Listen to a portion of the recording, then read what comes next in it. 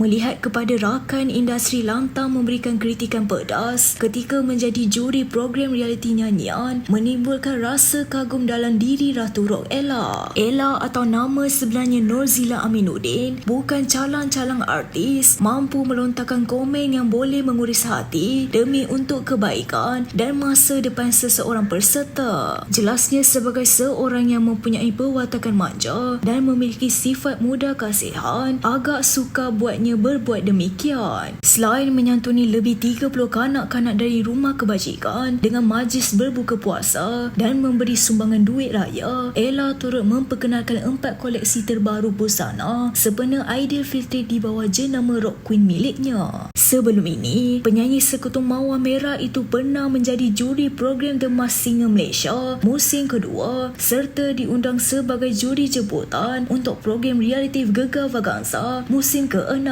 Oleh itu, kebanyakan juri lain yang menerima kecaman netizen disebabkan ketegasan dan komen lantang mereka, Ella sebaliknya lebih menghiburkan penonton dengan gelagat lucu. Dalam pada itu, penyanyi bervokal serak itu mengakui pernah beberapa kali ditawarkan menjadi pengkritik tetap namun terpaksa menolaknya berikutan kekangan masa. Selain itu, Ella menitipkan nasihat kepada golongan artis muda supaya perlu berjiwa kental dan tidak cepat melata. Jangan membuat sebarang spekulasi yang boleh mencetuskan kontroversi. Apapun, semoga Ella terus berjaya dalam kerjaya seni yang dibina.